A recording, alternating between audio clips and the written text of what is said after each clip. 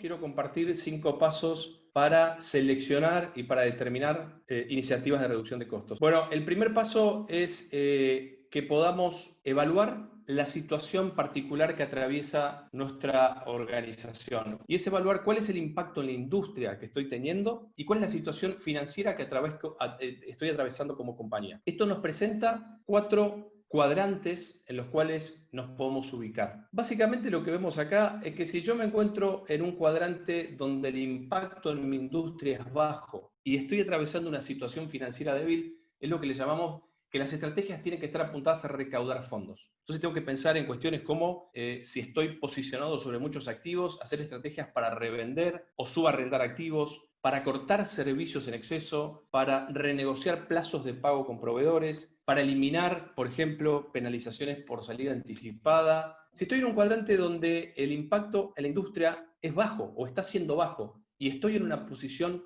financiera sólida, este es el cuadrante básicamente en el que todos queremos estar.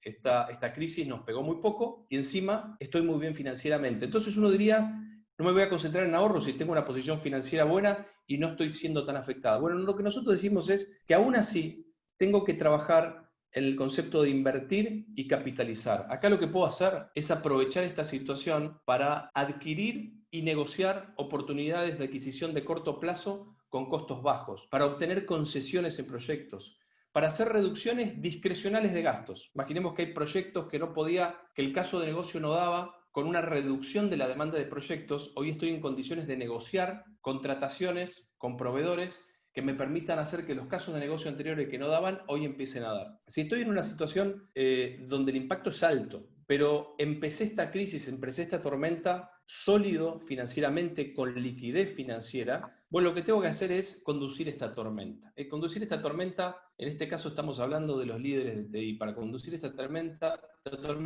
tienen que trabajar sobre elementos como suspender o eliminar proyectos que hoy no sean críticos, repriorizar el portfolio de proyectos, proteger el flujo de efectivo, también retrasando pagos con proveedores, por ejemplo.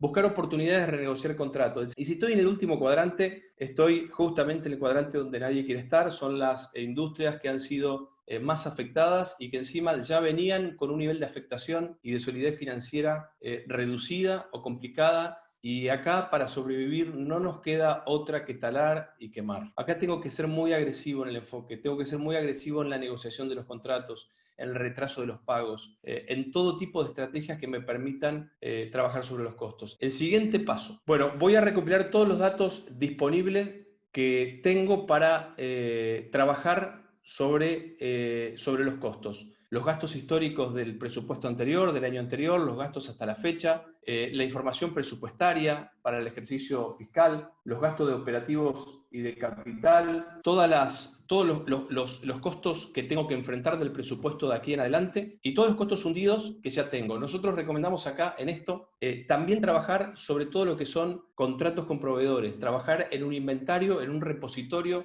donde toda esta información de recopilación esté a la mano. Sucede que cuando queremos analizar acciones de costos no nos podemos concentrar solamente en la línea de presupuesto y cuánto vale. Tengo que mirar las condiciones del contrato, tengo que mirar el inventario de servicios asociado a ese contrato, cuáles son las condiciones de salida de ese contrato. Cuando empiezo a bucear en esa información, me encuentro con que no tengo los elementos para poder tomar decisiones asertivas y tengo que pedir ayuda para ser específico en el análisis del servicio que estoy mirando. La reducción de costos es un esfuerzo enfocado, con conocimiento de mercado, con prácticas de mercado, no es una mirada general. Todo lo que es la recopilación de información, contar con un repositorio donde tenga todo esto a la mano, es fundamental para los siguientes pasos que vienen.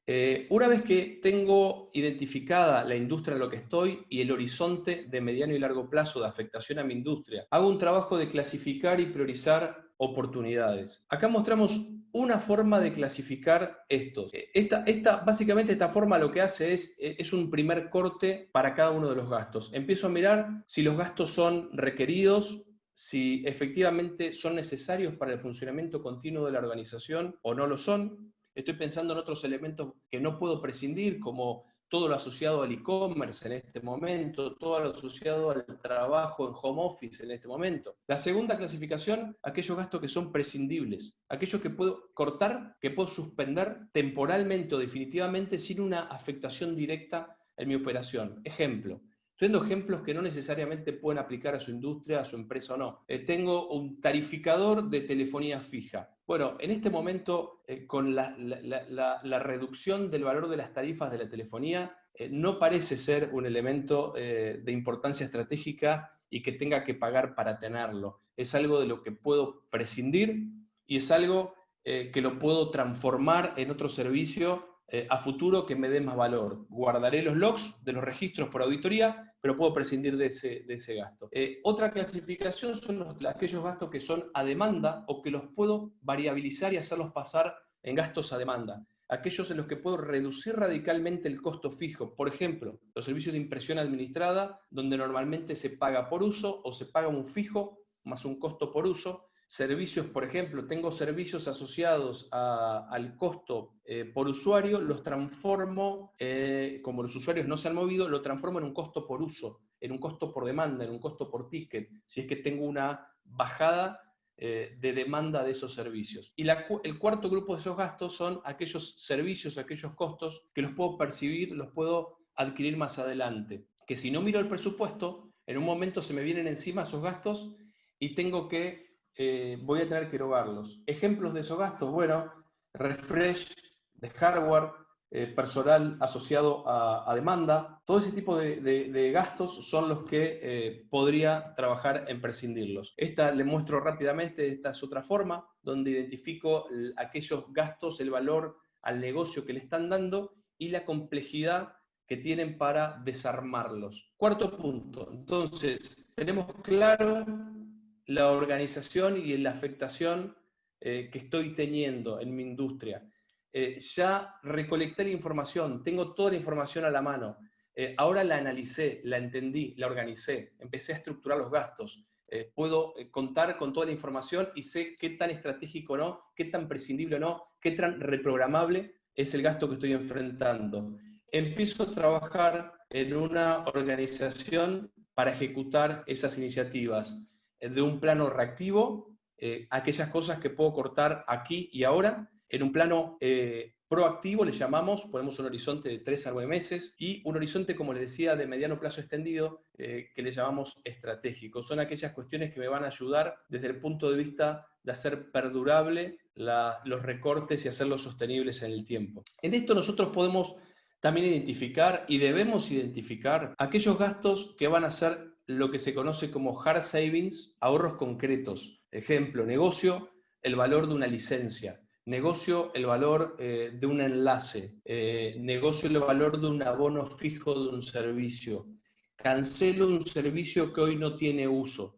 Eso es un ahorro directo, un ahorro concreto. El siguiente modo de ahorro es el que normalmente no les gusta a los CFOs. Es el soft saving. Cuando percibo un ahorro, por alguna cuestión, pero ese ahorro lo decido reasignar internamente. Por ejemplo, libero personal, que dada la situación actual reprioricé un proyecto, pero ese personal que hoy no va a estar trabajando en ese proyecto me es vital para mi organización en el futuro, entonces no tiene sentido sacar y lo que hago es una reasignación. Son formas de hacerla y lo que le diría es, en este ejemplo simple de un soft saving asociado personal, es que ese tipo de liberación de personal la pongan a trabajar sobre los costos, la pongan a trabajar en proyectos de este tipo de ahorro. Hard saving, soft saving y el tercer forma de llamar o de clasificar los gastos es lo que se conoce como el cost avoidance, es decir, los costos que voy a evitar, aquellos costos futuros que tengo previstos y que soy capaz de evitarlos y que si no tomo acciones hoy, en el mediano o el corto plazo voy a estar pagando esos costos futuros. Ejemplos, contratos que tienen cláusulas de ajuste por inflación. Tengo que trabajar sobre esas cláusulas para evitar esos costos. Nos pasó, doy otro ejemplo, nos pasó hace un tiempo en una empresa muy, muy grande, regional, con muchos puntos, que tenía un gasto muy grande en toda la conectividad. enlaces primarios, secundarios. Entonces dice, vamos a transformar toda la red a un modelo de red definida por software. Está muy bien, es lo que hoy se está haciendo, pero armó un caso de negocio donde gran parte de los ahorros los obtenía reduciendo el costo de los enlaces. En contrapartida tenía que ejercer un costo muy alto de adquisición de toda la infraestructura central. Tenía un costo alto de CAPEX de única vez y iba a tener un costo más bajo de OPEX, que eso le permitía hacer que ese proyecto funcionara. Entonces lo que hicimos directamente es transformar ese proyecto renegociando el valor de los enlaces a un valor tan bajo que hacía que en este momento el caso de negocio no es que no diera, sino que diera positivo sin tener que invertir en el costo de única vez y ahorrando muchísimo en el CAPEX. Esas son el tipo de decisiones que se pueden tener en cuenta. No son solo los hard savings, sino son las estrategias que me van a permitir evitar un costo futuro, una adquisición o un gasto recurrente. Otro ejemplo que hicimos acá en este tipo de ahorros estratégicos de cost avoidance. Trabajamos con un cliente, este es un cliente que empezó a cotizar en bolsa. Como empieza a cotizar en bolsa, es una empresa de capital público del Estado Nacional o gran parte de eso. Cuando, sucede eso, se le acerca a Microsoft para pasarlo a otro modelo de licenciamiento y a tratarlo como empresa pública. Eso hacía que el nivel de licenciamiento que tenía que enfrentar era un modelo mucho más costoso. Bueno, lo que se hace acá es evitar y ayudamos a evitar ese tipo de situaciones y evitar costos futuros. Reconocimos entonces la industria en la que estábamos, trabajamos en obtener la información, identificamos las iniciativas, las organizamos, las estructuramos, contamos con toda la información, las planificamos en el tiempo para ejecutar y ahora tengo que pasar a ejecutar. Cuando paso a ejecutar, nosotros hemos escrito bastante acerca de esto para la ejecución, la organización, una hoja de ruta. Este tipo de iniciativas que se estructuran en reactivo, proactivo, estratégico, se organicen oficialmente como un programa, no como iniciativas sueltas, aisladas, sino como un programa. Yo particularmente hoy no quiero ahondar en ese tema, sino solamente dar algunas recomendaciones particulares para aquellas iniciativas de reducción de costos en cuyas, avance o manera de implementarlas requiero de negociaciones. No vamos a hablar de la implementación de todas las iniciativas que tiene muchísimos sabores. Muchas de ellas va a requerir sentarme con cada uno de los proveedores a negociar. Nosotros acá lo que recomendamos es armar estrategias adecuadas de negociación. El juego de la negociación es un juego de equilibrio y en particular ahora ese equilibrio es mucho más inestable. ¿Por qué más inestable? Porque tengo que tratar de hacer convivir las necesidades de corto plazo con las necesidades de largo plazo. Si prescindo servicios hoy, ¿no los voy a necesitar a futuro? ¿Qué tanto puedo poner presión sobre mis proveedores sin afectar las relaciones posteriores? Y esto es importante. ¿Cómo puedo salir de mi zona de confort? Nosotros vemos muchas veces a clientes que trabajan siempre con la misma receta para negociar, a tal punto que los proveedores ya identifican de qué manera van a negociar y cuál es la forma en la que van a ofrecerle una primera oferta, una segunda oferta y demás. Nuestra recomendación es trabajar con mucha sensatez en las estrategias adecuadas de negociación. Nuestros consultores trabajan muchísimo en esto, en armar estrategias claras, en analizar al proveedor, cuál es la situación en la que está pasando el proveedor, cuáles son los roles que necesito para esta negociación, cuál es el poder relativo que tengo en esta negociación desde mi posición actual y particular respecto a la posición del proveedor con el que voy a negociar. ¿Cuáles son los elementos no negociables y cuáles son los señuelos? ¿Cuáles son aquellas cosas que yo puedo dar y que puedo ceder? Algunas veces, y acá hay organizaciones regionales y globales, saben que a veces las negociaciones no son con los proveedores, las negociaciones son internas. Muchas veces, doy otro ejemplo que nos pasa con bastante cotidianidad. Hay que negociar con el global, hay que negociar con el headquarter, hay que negociar con la casa matriz. ¿Por qué? Porque vinieron contratos, nos bajaron contratos a una filial, a un país, contratos muy buenos globalmente, convenientemente globalmente, con una reducción probablemente importante en el resultado total, pero que no son del todo competitivos y no son del todo asertivos esos contratos para mi situación local. Lo que nosotros recomendamos ahí y hemos hecho muchas veces es buscar llaves para negociar y abrir esos contratos y hacer una especie de regionalización o localización de esos servicios. No necesariamente migrando proveedores, con el mismo proveedor, pero con condiciones customizadas a la realidad de los precios y las tarifas locales. Podría dar muchísimos ejemplos de esto. Nos hemos encontrado hasta con proyectos de implementación de SAP, donde había tarifas contratadas con proveedores globales, donde las tarifas contratando el proveedor local eran no un poco más económicas, más de la mitad. Entonces, romper y abrir esas llaves para hacer esas negociaciones estratégicas con los headquarters son importantes.